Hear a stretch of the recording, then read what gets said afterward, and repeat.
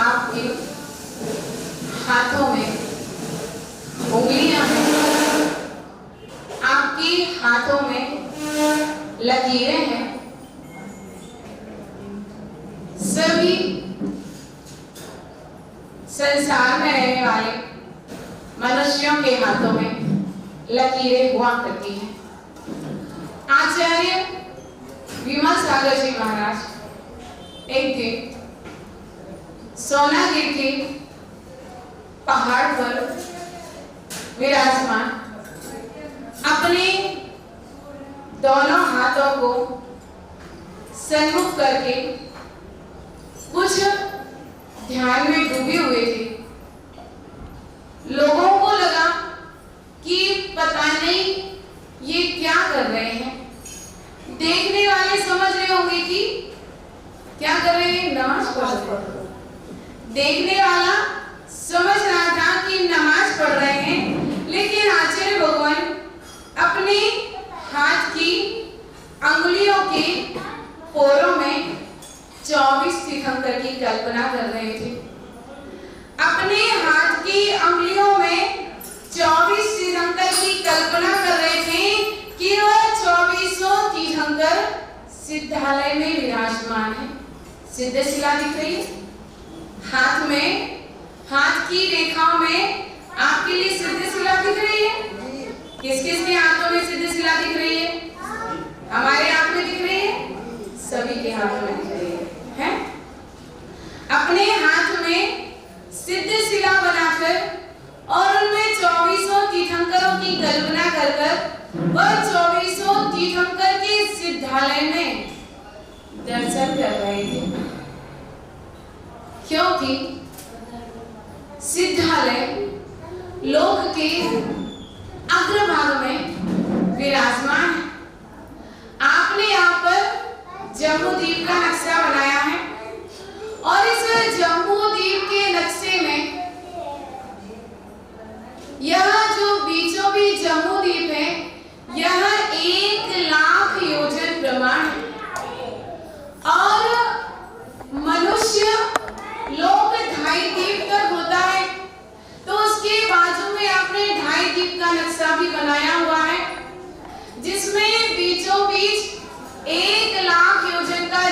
द्वीप है।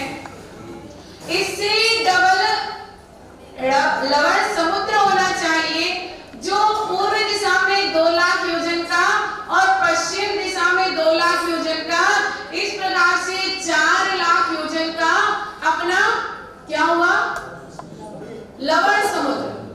लवण समुद्र के बाद घातीय खंड 8 लाख योजन का, उसके बाद कालोदधी समुद्र 16 लाख योजन का, उसके बाद पुष्करवती द्वीप, वह कितना होना चाहिए, यदि डबल करेंगे तो कितना होना चाहिए, 32 लाख योजन का, वह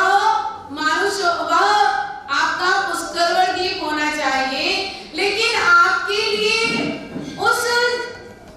इस 2.5 द्वीप के नक्शे में पुष्करवती द्वीप में आधे हिस्से में पर्वत दिख रहा है, पर्वत दिख रहा है, चारों तरफ हमें पर्वत दिखाई दे रहा है, यानी कि आधे पुष्करवती द्वीप को मानसोत्तर पर्वत ने घेर लिया है, एक सीमा बांध दी है।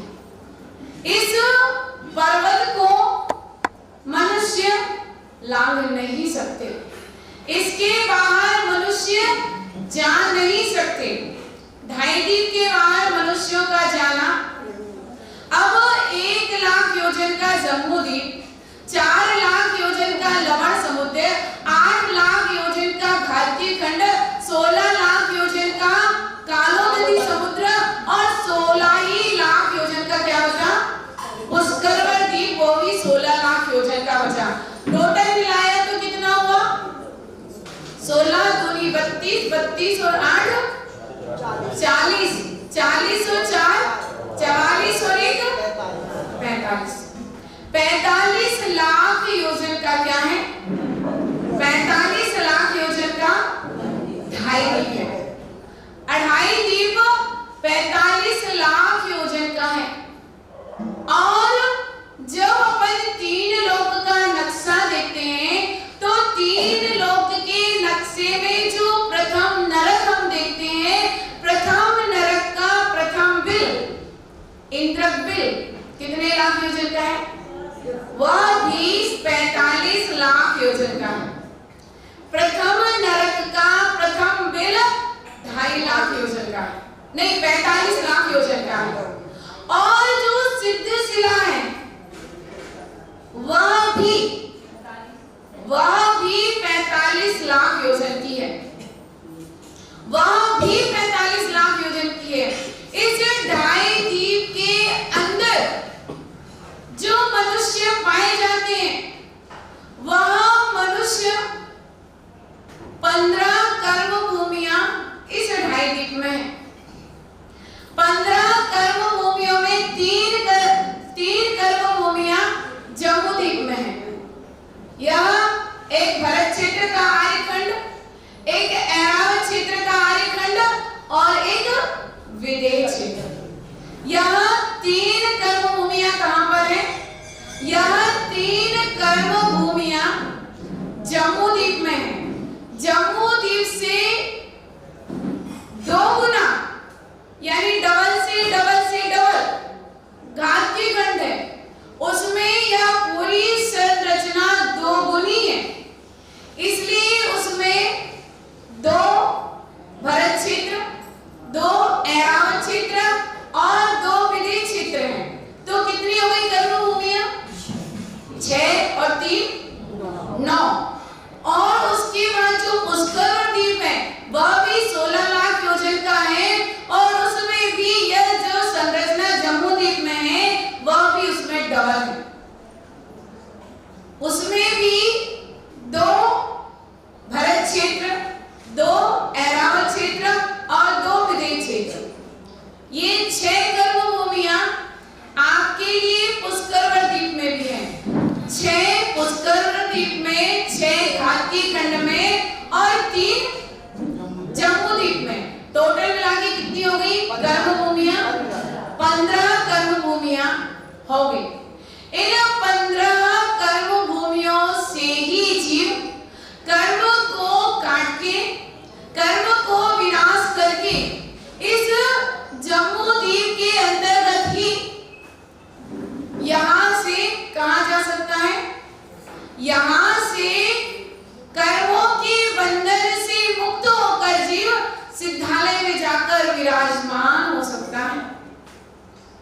इसीलिए जितना ढाई दीप है मात्र उतनी ही सिद्ध शिला है, किंचित भी कम बढ़ नहीं है। यह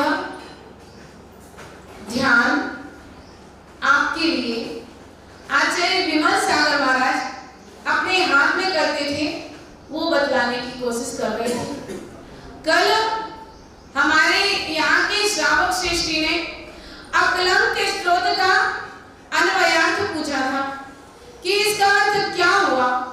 तो भट्टा अकलंक देव जिन्होंने महान उपसर्ग को सहन करके और निकलंक देव ने अपने प्राणों के बलिदान के द्वारा जिन धर्म की रक्षा करते हुए अपने प्राणों का बलिदान दिया था, मात्र लोग कहते हैं धर्म रक्षा में हम प्राण दें, ना अधर्मी कभी हम बने।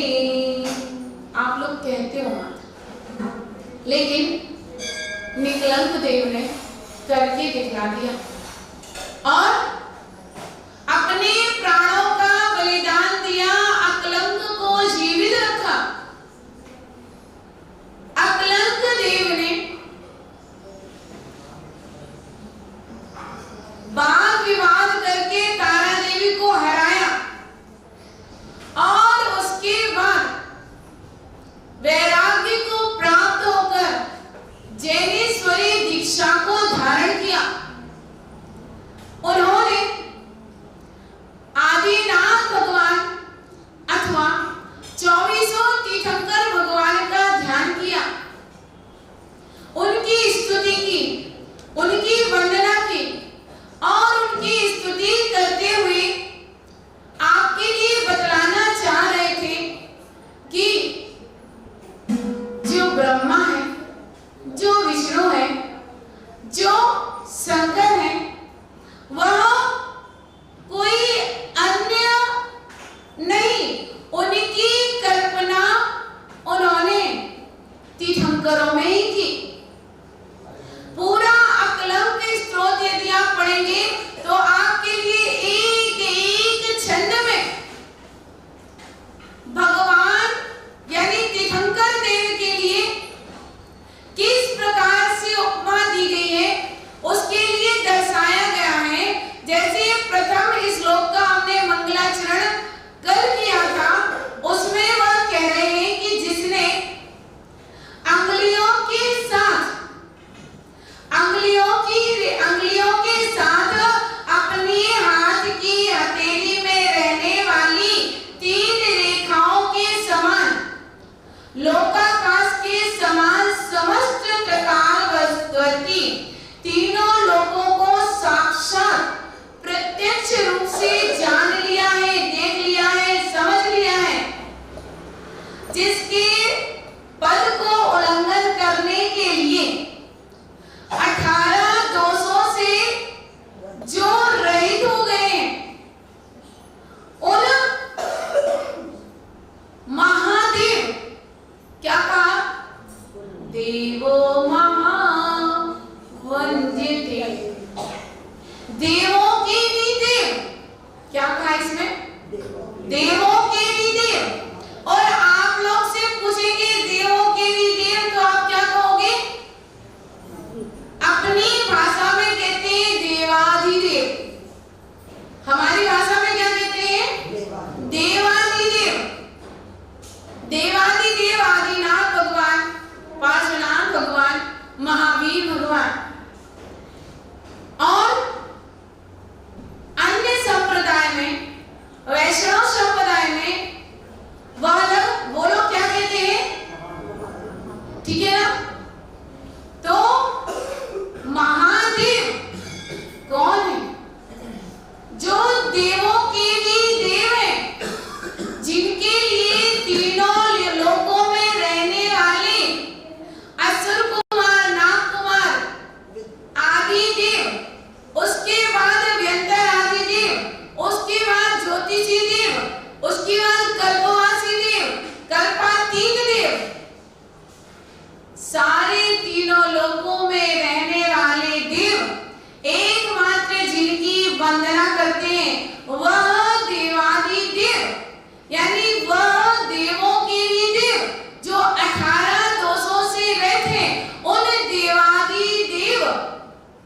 आदिनाथ देव अथवा 24 तीर्थंकरों के लिए अकलंक देव ने नमस्कार किया था।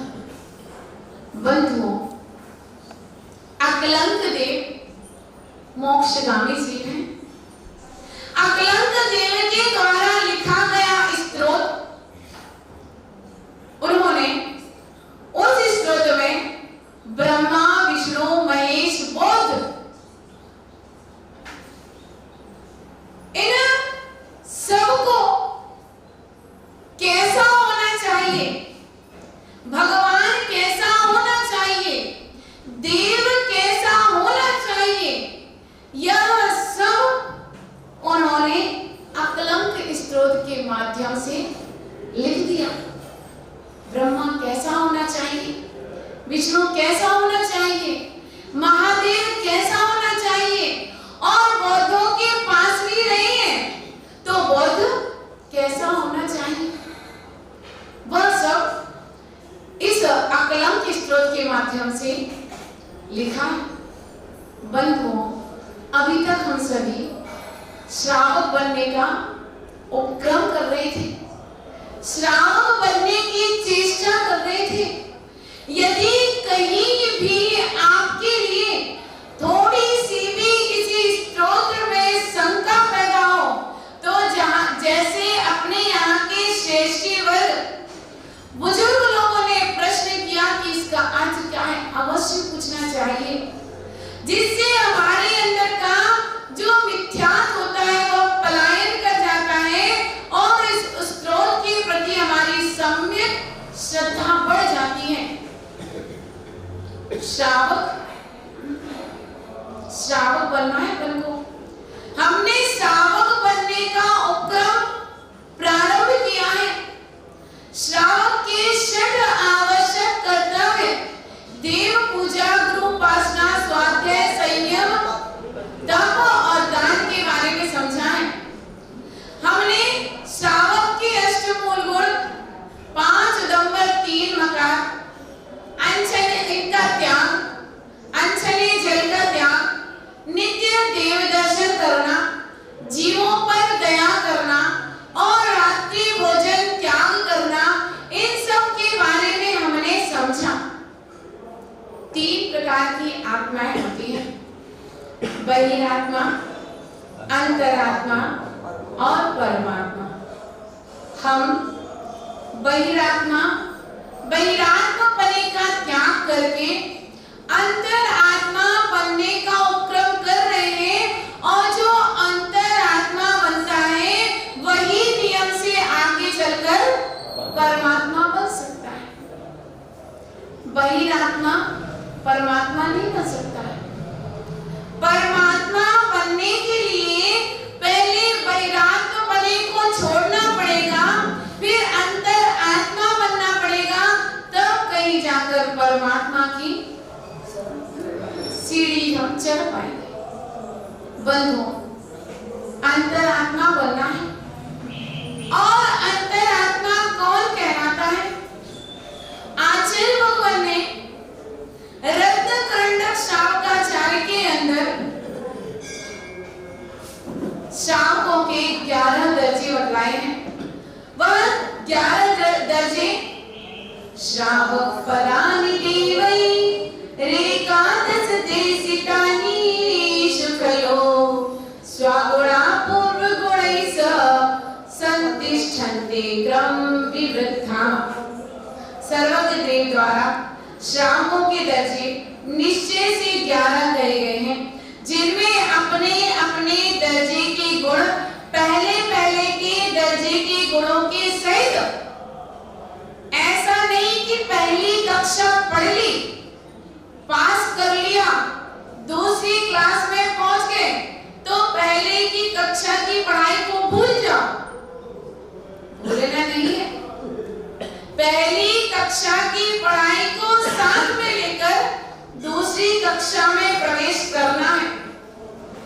अभी तक आप श्रावक बने हैं, लेकिन पूर्ण रूप से श्रावक नहीं बने हैं। आचार्य भगवान ने और उनके पहले जिनेंद्र देव ने 11 दर्जे श्रावक के बतला दिए। उन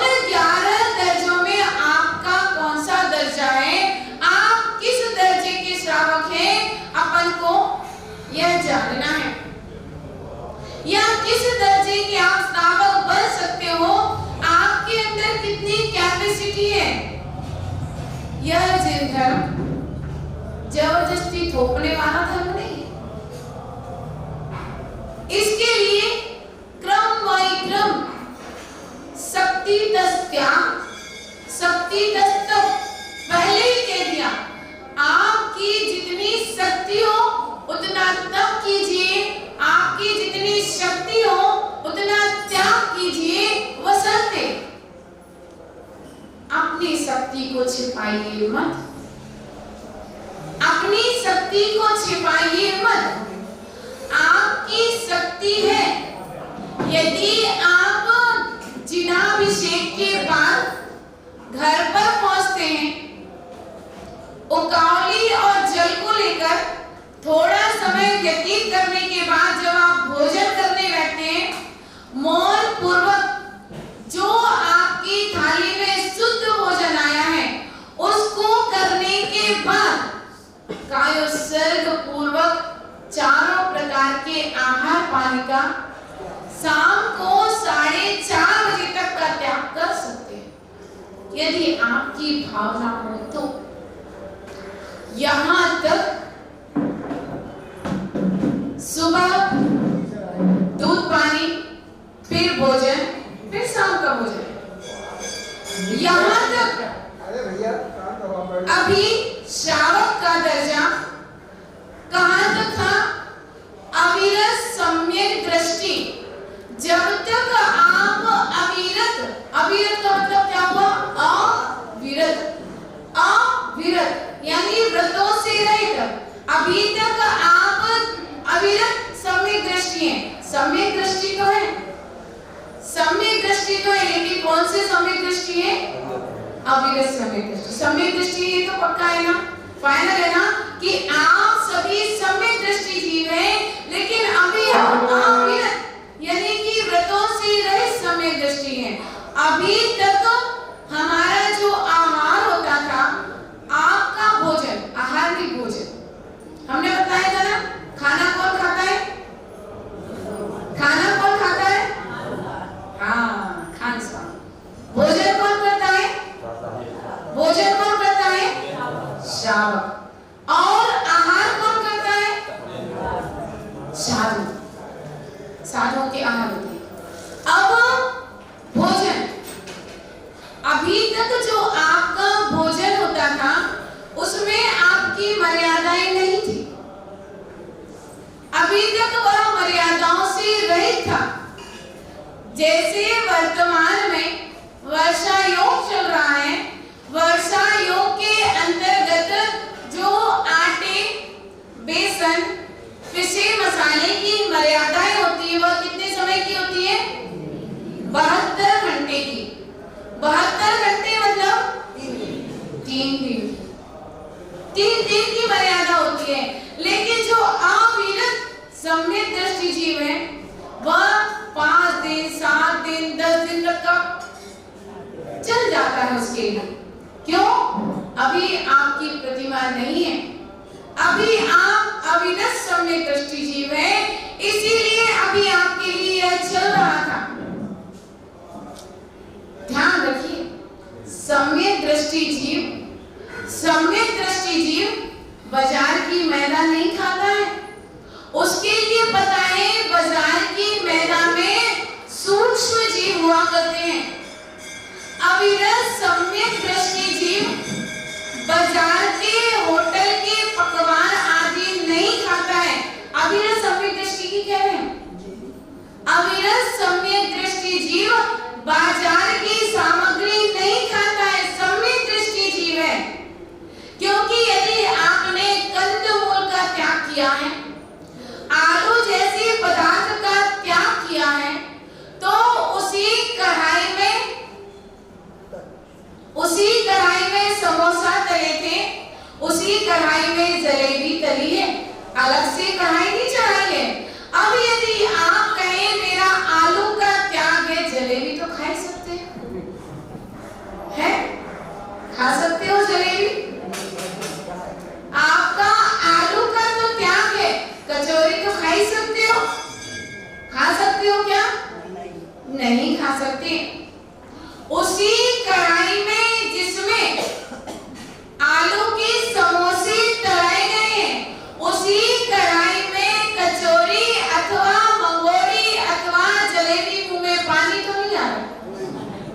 नहीं। अविरत सम्यक दृष्टि जीव जब बाजार से निकलता है और कहीं बीच में होटल आदि पड़ जाती है तो उसका उपयोग वहां पर नहीं जाता, नहीं जाता। उसकी सुगंध में उसकी लालसा नहीं बढ़ती, अभक्ष ही रहेगा। जो भक्षण करने योग्य नहीं है वह अभक्ष कहलाता है और अभक्ष का त्यागी अविरत सम्यक दृष्टि जीव होता है। आपका चतुर्थ गुण स्थान तभी होगा जब आप बाजार का खाना त्याग करेंगे, होटलों का खाना पीना त्याग करेंगे, तब आप कहलाएंगे अविरत सम्यक दृष्टि जीव, मतलब चतुर्थ गुण स्थान वर्ती जीव। अब पांचवा गुण ध्यान रखना, जो होटलों का खाता है, बाजार का आटा मैदा मसाला खाता है, वह सम्यक दृष्टि जीव नहीं है। कैसे हो सकता है? जान जान के जीवों को खाए, जान जान के जीवों को खाए, कहाँ हो सकता है सम्यक दृष्टि जीव? नहीं हो सकता सम्यक दृष्टि जीव। अब हमने चतुर्थ गुण स्थान की बात कही, अब हम पंचम गुण स्थान की बात कहेंगे। पंचम गुण स्थान को प्राप्त करने के लिए आचार्य भगवान ने श्रावकों के 11 दर्जे कहे हैं। दर्शन वर्षामाय पोसस चितराय भतेया बंबारप परिग अणुमणमुद्दिष्ट हृदिष्ठम। 11 दर्शन प्रतिमा। सबसे पहले दर्शन प्रतिमा के लिए आचार्य भगवान ने कहा, अब दर्शन प्रतिमा में आप क्या समझेंगे? आप कहेंगे दर्शन प्रतिमा लेना तो एकदम इजी है, हम रोज दर्शन करने आते हैं, सबकी दर्शन प्रतिमा होगी। दर्शन करने मात्र से दर्शन प्रतिमा नहीं होती। आचार्य भगवान कह रहे हैं सम्यक दर्शन शुद्ध संसार शरीर भोग निर्वेणा पंचगुरु चरण शरणो दर्शनिक सत्व पथ गुणा। क्या कह रहे हैं? सबसे पहले कहा सम्यक दर्शन शुद्ध। सम्यक दर्शन से शुद्ध होना चाहिए। सम्यक दर्शन से शुद्ध होने का मतलब क्या है?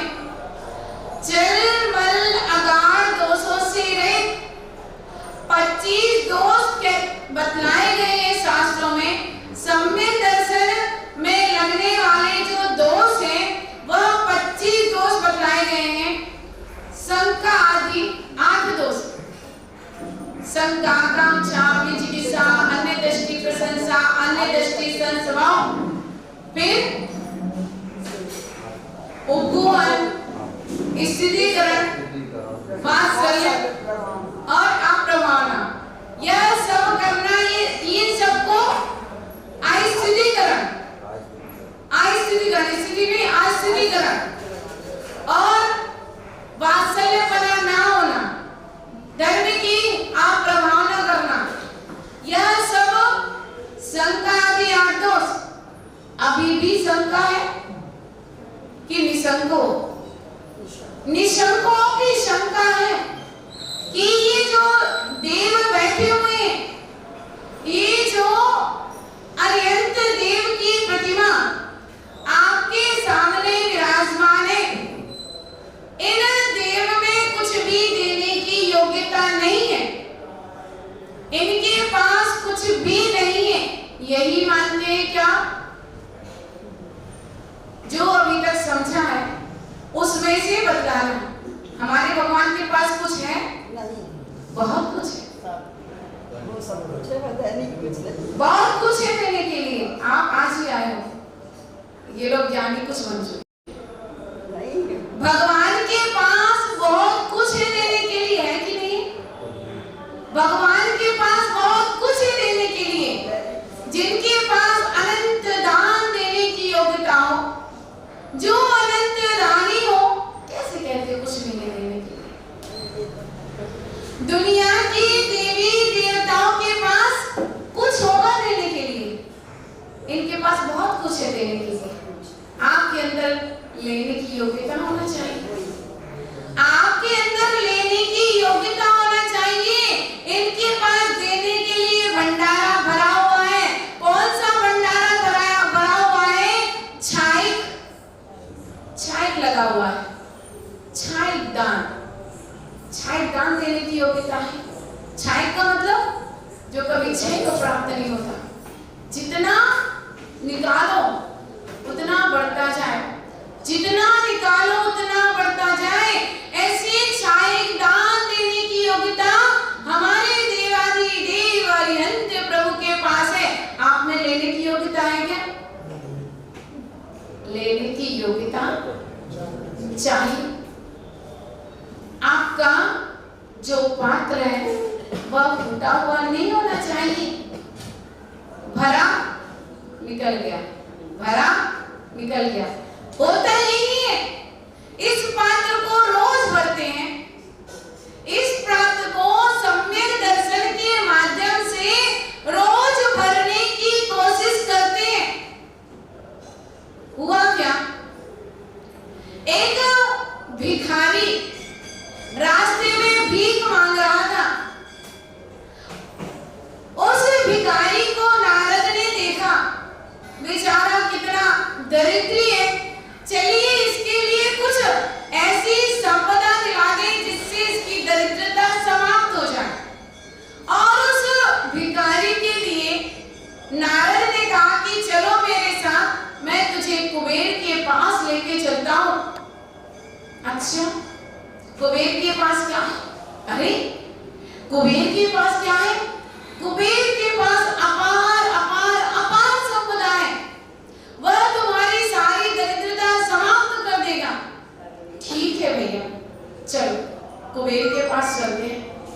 कुबेर के पास पहुंचे, भिखारी को लेकर नारद कुबेर के पास पहुंचा और कुबेर से नारद ने कहा कि यह मनुष्य लोक का भिखारी है, बड़ा दरिद्री है, आप इसके लिए कुछ दे दीजिए जिससे इसकी दरिद्रता समाप्त हो जाए। उस दरिद्री से कुबेर ने कहा, भाई तुझे कितना चाहिए? उसने अपना कटोरा आगे कर दिया, मुझे इतना चाहिए। कुबेर अट्ठास करके हंसता, क्या कहता है? जितना छोटा तू है उतनी ही छोटी तेरी बुद्धि। पता है तू कहाँ आया है? कुबेर के पास आया है। तू कुबेर के पास आया है, जितना चाहो उतना मांग लो, आज तुझे मौका मिला है। वह दरिद्री कहता है, कटोरा भर दीजिए। क्या करे? जितना ये है उतनी इसकी बुद्धि है, इसको इतना ही चाहिए। कुबेर ने अपना हाथ आगे बढ़ाया और थोड़ा घुमाया और रत्न ढेर सारे हाथ में आए, कटोरे में डाल दिए। कटोरा कुछ खाली है। अरे फिर हाथ आगे बढ़ाया, फिर रत्न आ गए, फिर भर दिया, फिर खाली है। फिर दोनों हाथ आगे बढ़ाए, दोनों हाथ में माल खजाना आया, फिर कटोरा में डाला, फिर भी कटोरा कुछ खाली है। क्या बात है? खजाना लाता गया, बढ़ता गया, लाता गया, बढ़ता गया, लेकिन फकीर का कटोरा अभी भी खाली है। क्यों खाली है? क्यों खाली है? कोई जादुई कटोरा था क्या? कोई जादू का कटोरा था? काहे का कटोरा था? बतलाओ, काहे का कटोरा था? बतलाओ। हाँ, तृष्णा, तृष्णा का पढ़ते हो ना, तृष्णा की खाई खूब भरी। वह तृष्णा का कटोरा, वह मनुष्य की खोपड़ी का कटोरा था। मनुष्य की खोपड़ी से बनाया हुआ वह कटोरा था। मनुष्य की खोपड़ी में जितना डालो, जितना डालो, जितना डालो, जब उसके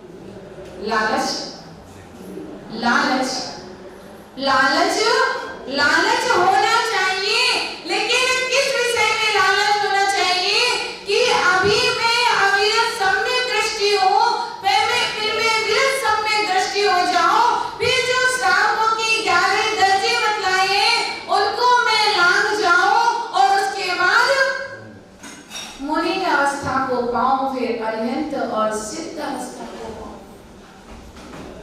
होना चाहिए, होना चाहिए, लोभ होना चाहिए, लेकिन कौन सा लोभ होना चाहिए? प्रशस्त लोभ। और आगे चलकर जो ध्यान में बैठा हुआ योगी है वह यह भी विचार नहीं करता कि मेरा सप्तम गुण स्थान हो गया है, अब मेरा 8वां 9वां 10वां गुण स्थान हो जाए, वह इस बारे में विचार नहीं करता है, कल्पना नहीं करता है, प्रयास भी बुद्धिपूर्वक नहीं करता है। बुद्धिपूर्वक, बुद्धिपूर्वक केवल ज्ञान होता है, बुद्धिपूर्वक केवल ज्ञान होता है, मन से केवल ज्ञान होता है, बोलो ना, है? मन बनाएंगे तभी तो बुद्धि। अच्छा, जब मन बनाओगे तब केवल ज्ञान होगा, है? मन की क्रिया को भी विराम दे दें, कुछ मत कहते ना, बुरा ना देखो, बुरा ना सुनो, बुरा ना कहो, और पूज्य गुरुदेव कहते हैं बुरा ना सोचो। लेकिन यहाँ पर जो ध्यानस्थ योगी है उसके लिए कहा कुछ मत बोलो, कुछ मत देखो, कुछ मत सुनो और कुछ मत सोचो, कुछ मत सोचो, सारी क्रियाओं को विराम दे दो, अपने आप में लीन हो जाओ। यदि मन कोई खोज कर रहा है, यदि मन कोई खोज कर रहा है तो मन विकल्प में है, मन विकल्प में है।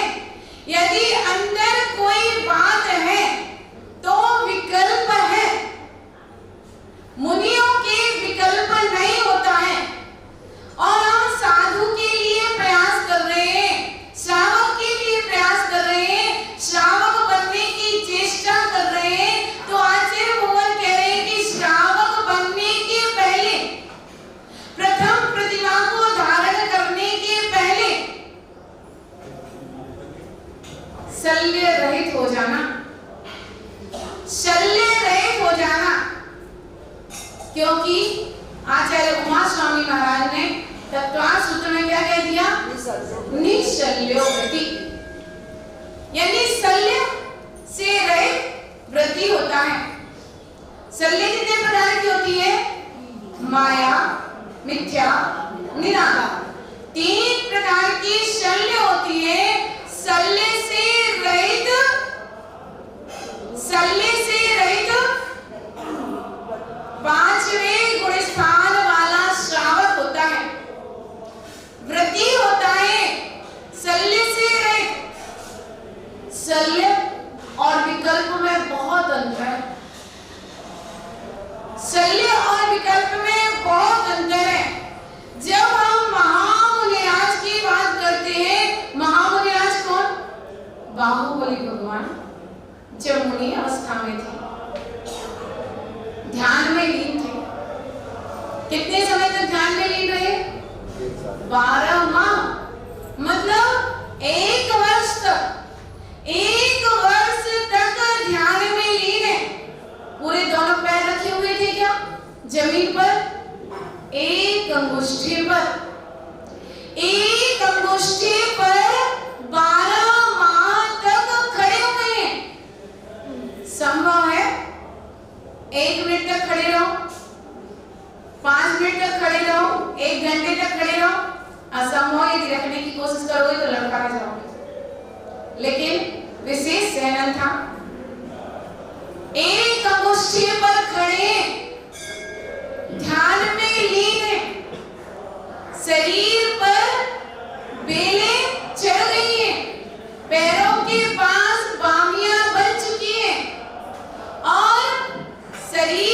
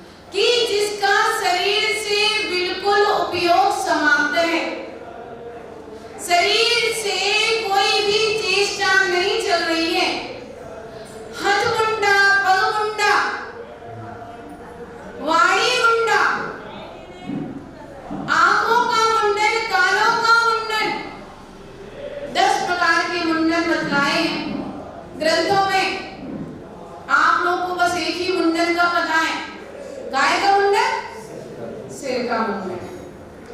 ग्रंथों में 10 प्रकार के मुंडन बतलाए। हाथों का भी हलन चलन समाप्त करो, हाथ पे हाथ रख के बैठो, पैर पे पैर रख कर बैठो, दृष्टि को भी नासाग्र कर दो। नासाग्र का अर्थ क्या होता है? नासाग्र, नाक के अग्रभाग पर दृष्टि को थमा दो। कानों से भी बाहर का सब कुछ सुनना बंद कर दो। और यहाँ तक कि बोला कि मन की क्रियाओं को भी विराम दे दो। जब तक विषय चलता रहेगा, जब तक विषय मिलता रहेगा, तब तक विषय चलता रहेगा। इसीलिए कोई भी विषय मन के लिए मत दो, फिर अपने आप में लीन हो जाओ। इतनी बात क्या बाहुबली भगवान को नहीं मालूम थी? नहीं मालूम थी? मालूम थी। क्या अभी भी उनका शरीर पर उपयोग था? क्या अभी भी उनका शरीर में उपयोग था? नहीं था। यदि शरीर में उपयोग था, यदि शरीर में उपयोग था तो आत्मा पे नहीं था, और यदि आत्मा पे उपयोग था तो शरीर पर नहीं था। यदि अपने अंतरंग के ध्यान में लीन थे तो बाहर में नहीं थे, और यदि बाहर में थे तो अंतरंग में नहीं थे। लेकिन जब हम प्रतिक्रमण करते हैं, प्रतिक्रमण करते समय कई प्रकार के शल्यों का भेद प्रभेद और कई विकल्प बतला दिए। कौन सल्ला है, मां सल्ला है, माए सल्ला है, लो सल्ला है, प्रेम सल्ला है, विवाह सल्ला है, निया सल्ला है, विचार सल्ला है। कई प्रकार की सल्ले बतलाई हैं, कई प्रकार के विकल्प बतलाए हैं। अंतरंग में किंचित राई बराबर विकल्प, राई बराबर विकल्प 1 साल तक खड़े रखा। इधर भरत चक्रवर्ती का स्तुति करना हुआ, और उधर वह विकल्प स्वतः समाप्त हुआ और तुरंत केवल ज्ञान की प्राप्ति हो गई। दोनों भाई इतने पुण्यशाली थे, आहार लेने की आवश्यकता नहीं पड़ी दीक्षा के बाद। कौन दोनों भाई? कौन दोनों भाई? भरत बाहुबली। दोनों भाइयों के लिए आहार लेने की आवश्यकता नहीं पड़ी दीक्षा लेने के बाद, साधना की। और भरत चक्रवर्ती तो अंतर्मुख में ही मुनि, केवली, अयंत और सिद्ध अवस्था को प्राप्त हो। बात क्या कहना है? शल्य की। जब व्रती बनो, जब व्रती बनने की आपकी इच्छा हो, व्रती बनने के पहले आपको अपने परिवार के सारे विकल्पों को समाप्त करना होगा। एक अपना कर्तव्य करना, इतना सामान लाके रखना है, अब आपका काम, इतना मेरा काम है, बाकी आपका काम। और वह भी मेरी क्रिया के अंतर्गत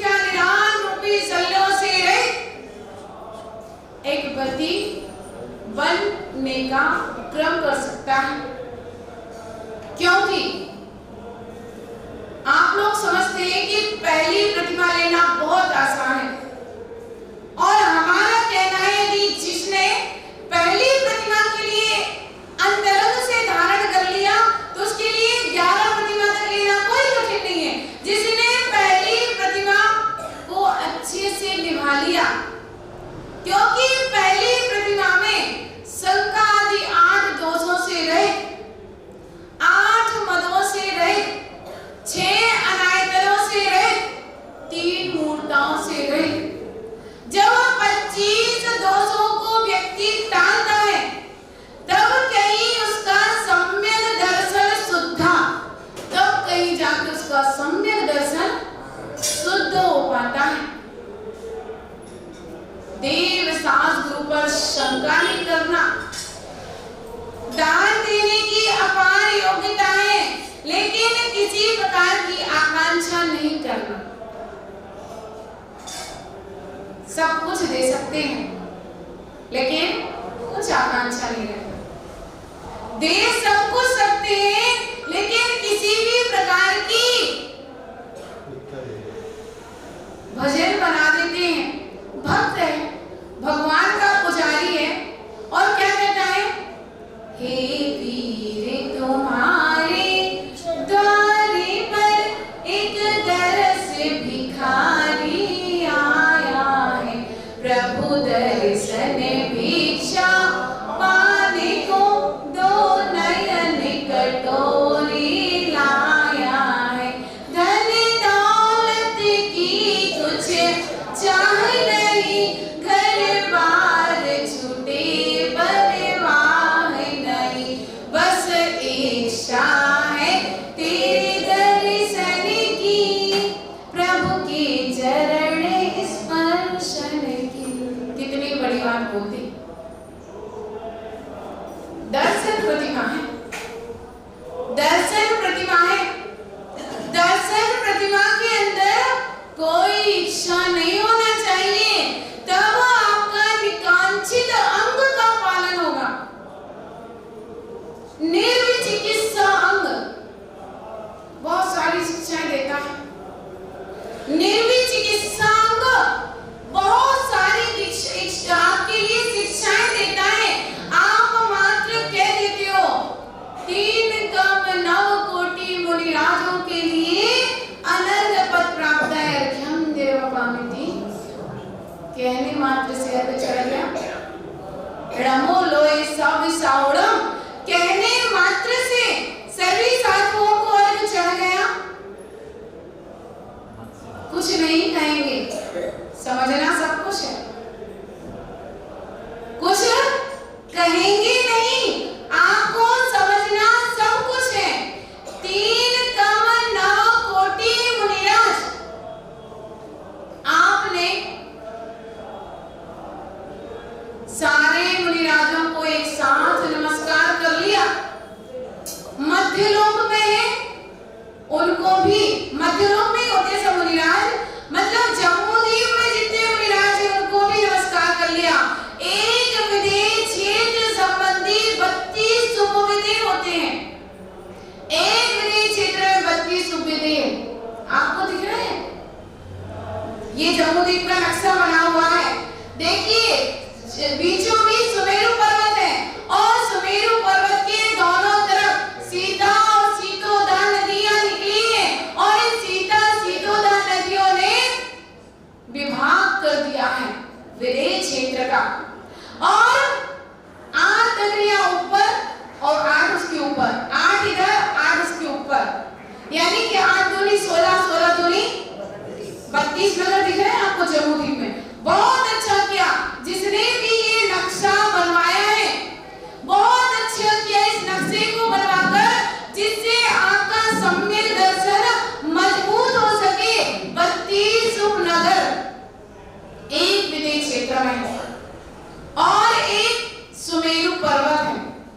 मात्र एक ही मेरु है। कहां पर एक मेरु? जम्बूद्वीप में। जम्बूद्वीप में एक मेरु है, और एक विदेह क्षेत्र संबंधी 32 उपविदेह हैं। मेरु कितने होते हैं? 5 मेरु होते हैं। यहाँ सुदर्शन मेरु है। फिर अपन घाट के खंड में जाते हैं तो एक पूरब में, एक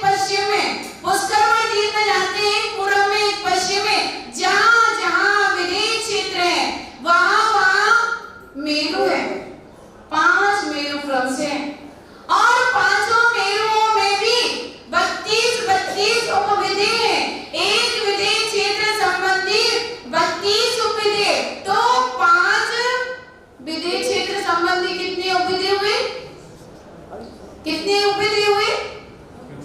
160। 160 32 पंचे 160 उपविधेय, और उन 160 उपविधेयों में ध्यान रखना, एक उपविधेय से दूसरे उपविधेय में कोई आता जाता नहीं है। हर विधेय क्षेत्र में, हर उपविधेय में अलग अलग तीर्थंकर एक साथ विराजमान हो सकते हैं। एक साथ इनमें एक तीर्थंकर विराजमान हो सकते हैं, और यदि पांचों विधेय क्षेत्र के उपविदेशों में, यानी 160 उपविधेयों में यदि तीर्थंकर विराजमान हो जाए तो कितने तीर्थंकर हो जाएंगे एक साथ? 160। 5 भरत क्षेत्र, 2.5 दीप के, 5 ऐरावत क्षेत्र, यहाँ सब जगह भी तीर्थंकर। टोटल कितने तीर्थंकर हो गए? 5 गुनी 10, 10 और 160, 170। 170 तीर्थंकर एक साथ इस सृष्टि पर विराजमान हो सकते हैं, हो सकते ही नहीं, हुए हैं। कब हुए? हाँ, अजितनाथ भगवान के काल में। जब अजितनाथ भगवान का जन्म भरत क्षेत्र के आर्यखंड के अयोध्या नगरी में, जब अजितनाथ भगवान का जन्म हुआ था, उस समय हर विधेय और हर उपविधेय में एक तीर्थंकर विराजमान थे। 170 तीर्थंकर एक ही समय में विराजमान थे। बंधु, इसमें शंका तो नहीं है? इसमें शंका तो नहीं है? कोई शंका नहीं है। सभी के समोसरण लगे हुए हैं, सभी के समोसरण में केवल ज्ञानी मुनि, अंगों के ज्ञाता मुनि, रिद्धिधारी मुनि, मना पर्याय ज्ञानी मुनि, कितने कितने मुनि राज विराजमान है। ध्यान रखना, अभी वर्तमान में कितने तीर्थंकर विराजमान है? विराजमान, विद्यमान, विराजमान मतलब विद्यमान। अभी वर्तमान में कितने तीर्थंकर विद्यमान है? 20 तीर्थंकर। कहाँ पे? कौन से विधेय क्षेत्र में? कौन से विधेय क्षेत्र में? जो जम्मू द्वीप का विधेय क्षेत्र है, इसमें जो आपके लिए 4 विभाग बता रहे हैं, उसमें ऊपर एक तीर्थंकर, नीचे एक तीर्थंकर, ऊपर एक तीर्थंकर और नीचे तीर्थंकर, एक तीर्थंकर, यानी 32 उपविधेयों में 4 तीर्थंकर। उसी प्रकार से घाटी खंड के एक विधेय क्षेत्र में 4 तीर्थंकर, दूसरे विधेय क्षेत्र में 4 तीर्थंकर, कितने हो गए? 8 तीर्थंकर। और फिर जो पुष्कर द्वीप के 2 विधेय क्षेत्र हैं, उसमें भी 4 तीर्थंकर, 4 तीर्थंकर, 8 तीर्थंकर हो गए। 8 तीर्थंकर कहाँ पर है? 8 तीर्थंकर घाटी खंड में, 8 तीर्थंकर पुष्कर द्वीप में, और 4 तीर्थंकर जम्मू द्वीप में। टोटल तीर्थंकर कितने हो गए? हो गए 20 हो गए, है ना? इस प्रकार से 20 तीर्थंकर वर्तमान में भी 2.5 द्वीप में विराजमान है। और उन सभी तीर्थंकरों के समोसरण में जितने भी केवल ज्ञानी मुनि, रिद्धिधारी मुनि, मनः पर्याय ज्ञानी, अवधि ज्ञानी, कितने कितने मुनियों की और सामान्य मुनियों की कितनी संख्याएं हैं। 5 भरत क्षेत्र और 5 ऐरावत क्षेत्र में जहां जहां भी जो भी निर्दत्त मुनि विराजमान है, उन सब के लिए रमो लोई शमसावड़म में नमस्कार किया गया है। उन सब मुनियों के लिए 2.5 द्वीप में विराजमान 3 कम 9 कोटि मुनिराजों को आप अर्घ्य चढ़ाते हैं, नमस्कार करते हैं। बहुत श्रद्धान का विषय, बहुत श्रद्धान का विषय। पहली प्रतिमा को ग्रहण करना आसान नहीं। संसार के सभी मुनियों पर श्रद्धान है तो पहली प्रतिमा है। संसार के सभी निर्ग्रंथ तपोधन पर श्रद्धान है तो पहली प्रतिमा है। पहली प्रतिमा को धारण करना आसान नहीं है, आसान नहीं है। अब यदि आप कहो कि वह उनके शिष्य, वह उनके शिष्य, वहां की वह परंपरा, वहां की वह परंपरा, अब बतलाओ भैया इतने 160 विदेह क्षेत्रों में 160 तीर्थंकर, 5 भरत और 5 ऐरावत क्षेत्र में अलग अलग जगह तीर्थंकर सभी अपनी साधना में संलग्न हैं, सभी अपने अपने गुरुओं की, तीर्थंकरों की आज्ञा का पालन करते हैं। सभी आराधनीय, सभी पूजनीय, सभी वंदनीय हैं, सभी श्रद्धा के योग्य हैं, सभी श्रद्धा के योग्य हैं। वर्तमान में हुंडा और सरपड़ी काल के चलते हुए जिसके लिए बोलते हैं कली काल, जिस कली काल में साधु के लिए भी अन्न आवश्यक है। कली कालो कली वो गाता है ना कि कली काल में भी हर साधु के लिए अन्न आवश्यक है। अन्न का कीड़ा है यह व्यक्ति, अन्न का कीड़ा है, इसलिए अपने अपने हिसाब से सब तपस्या, साधना, आराधना करते हैं। विषया साथी तो निरारको परिग्रह ज्ञान ध्यान तपो रत्ना तपस्वी सा प्रशस्यते, अपने अपने हिसाब से सब ज्ञान तपस्या साधना कर रहे हैं। अब ऐसा हो सकता है, ऐसा हो सकता है कि किसी की चर्या में कहीं कोई दोष लग रहे हो, किसी की चर्या में कोई दोष लग रहे हो। ध्यान रखना, जिसकी चर्या में दोष लग रहे हैं वह जीवन की अंतिम श्वासों में भी अपनी अंतिम आलोचना करके, किसी को याद है मुनि श्री तरुण सागर जी का अंतिम समय कैसे आलोचना की थी? हे भगवान, हे मुनिराज, जिनके लिए निर्यापक के रूप में ग्रहण किया था, अपने जीवन की सारी आलोचना करके अपने आप के लिए सौंप दिया था। अब आप मेरी शुद्ध चर्या का पालन करवा के और आज तक जितने दोष मेरी चर्या में लगे उन सब का प्रायश्चित दे करके मुझे शुद्ध कीजिए, मुझे पवित्र कीजिए और मुझे अंतिम प्रायश्चित प्रदान कीजिए। मैंने अपने जीवन के शेष सारे दिन आपको सौंपे। बंधुओं, निर्ग्रंथ साधु है, शास्त्रों का अध्ययन करता है, उसको हर जगह पता है कि मुझसे यह दोष हो रहा है और वह कांटे की तरह उसके लिए खटकता है और एक दिन वह उन दोषों को त्याग करके अपनी संलेखना पूर्वक निर्दोष समाधि करता है। संलेखना पूर्वक उत्तम समाधि करते जाए। साधु ने क्या किया? साधु ने तो अपने सारे दोषों की आलोचना करके, ऐसा दुनिया में कोई साधु नहीं होगा जिससे कोई ना कोई दोष कहीं ना कहीं ना हो जाते हो। यदि ना होते तो दोनों टाइम प्रतिक्रमण करने की क्या आवश्यकता है? आहार के बाद ईर्ष्यापद प्रतिक्रमण करने की क्या आवश्यकता है? कहीं ना कहीं दोष हर साधु को लग रहे हैं, इसीलिए सुबह शाम दोपहर 3 टाइम कम से कम प्रतिक्रमण करता है। हर किसी की चर्या में कुछ ना कुछ दोष लग रहे हैं। दोष नहीं लगते तो किसको नहीं लगते? जो तीर्थंकर होते हैं, जब वो मुनि बनते हैं, उनके शरीर से किसी भी सूक्ष्म जीवों की विराधना नहीं होती। आहार करेंगे, मल बनेगा, सूक्ष्म जीव की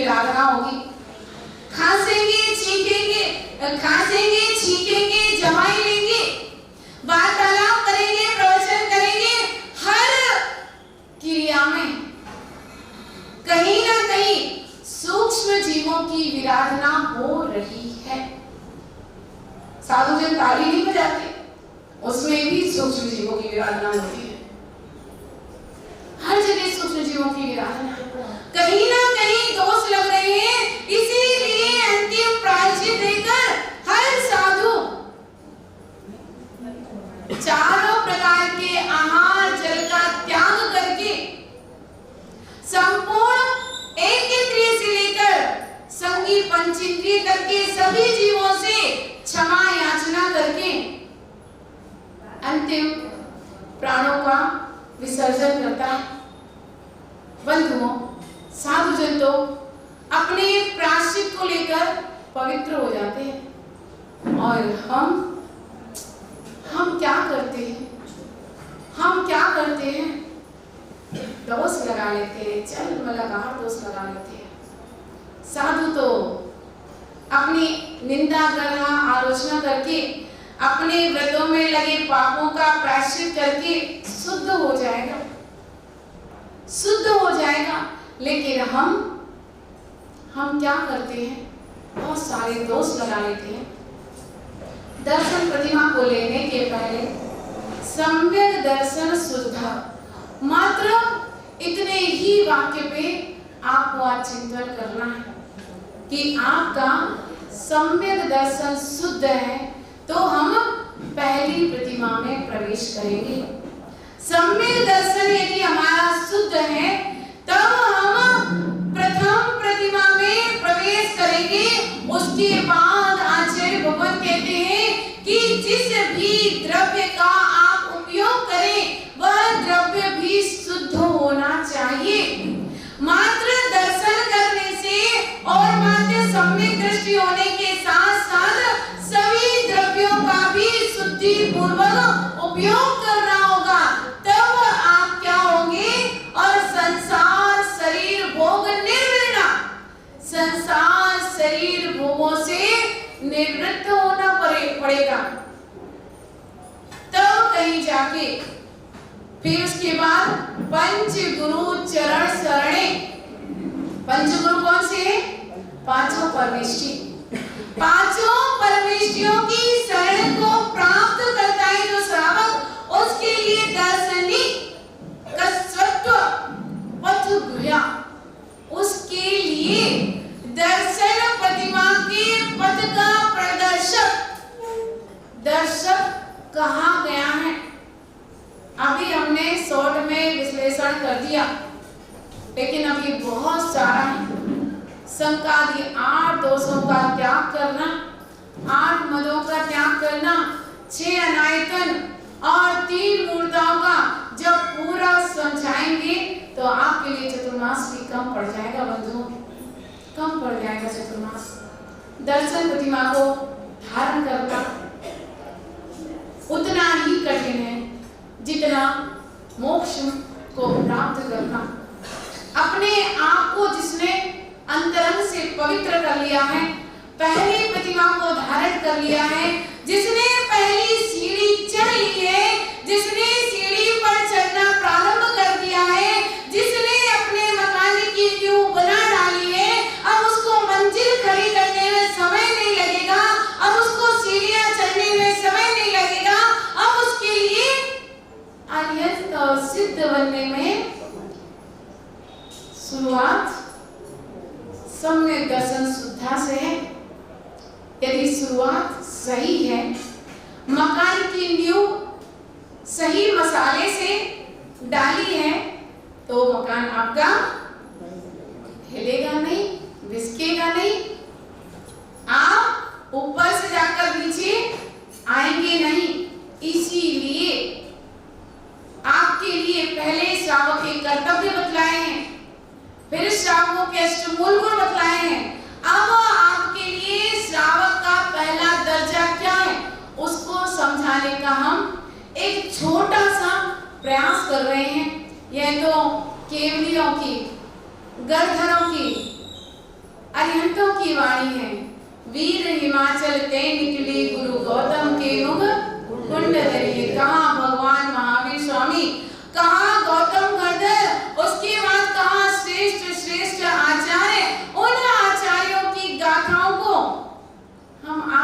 सामने रख रहे हैं। हमारे अंदर वह योग्यता कहाँ कि हम आपके लिए उन जैसा कुछ उद्बोधन दे सके। हम तो बिल्कुल अल्पज्ञ हैं। एक ये कहते हैं कि ना समझी, एक ना समझी का कार्य कर रहे हैं। आपको समझाने का जो प्रयास कर रहे हैं, यह मेरी ना समझी है। देखो ना, बड़े बड़े आचार्य ग्रंथ लिखते हैं और ग्रंथ के पहले क्या देते हैं, मैं मूर्ख, मैं अज्ञानी, लेकिन फिर भी आपकी भक्ति वसात कुछ लिखने का प्रयास कर रहा हूं। ऐसे ही मैं प्रभु, गुरु और जिनवाणी, इनसे प्रभावित होकर, इनकी श्रद्धा भक्ति में लीन होकर, धर्म प्रभावना के लिए, स्वपर के उपकार के लिए, मिथ्यात्व को समाप्त करने के लिए मैंने कुछ कहने का उपक्रम किया है। इसमें मेरा कुछ भी नहीं, और यदि कुछ आपको अच्छा ना लगा हो, वह मेरा समझ के आप छोड़ सकते हैं। बाकी से जो अच्छा लगा हो, वह तीर्थंकर की वाणी को समझकर उसको अपने अंतरंग में प्रवेश कराने का एक प्रयास करना, जिससे आपका सम्यक दर्शन यदि शुद्ध हो गया तो आप आगे की पायरियों को प्राप्त करके आप फिर अनंत और सिद्ध बन सकते हैं। इसलिए अपने अंतरंग को बिल्कुल स्वच्छ करना, बिल्कुल निर्विकल्प कर देना, और फिर हम अपने आगे चलकर जैसे बाहुबली भगवान निर्विकल्प होकर मोक्ष को प्राप्त कर लिए, बंधु हमें भी मोक्ष को प्राप्त करना है। हमें अपने श्रद्धा को मजबूत रखना है, कभी भी किसी की बातों में नहीं आना है, अपने लोटे को छानना है, अपने सम्यक दर्शन को शुद्ध करना है। कोई भी आज तक ऐसा तीर्थंकर नहीं हुआ जिसने सारी दुनिया के जल को छाना, सारे समुद्रों के जल को छाना हो। सब अपने अपने लोटे का जल छानकर स्वयं पवित्र हुए हैं। हमें भी अपने लोटे का जल छानकर स्वयं पवित्र होना है। ओम नमः। जल चंदन अक्षत पुष्प चरो, हर दीप धूप फल अति लावे, पूजा कोठानत जो तुम जान, सो नर गानत सुख पावे। तीर्थंकर की ध्वनि गण धरने सुनी, अंग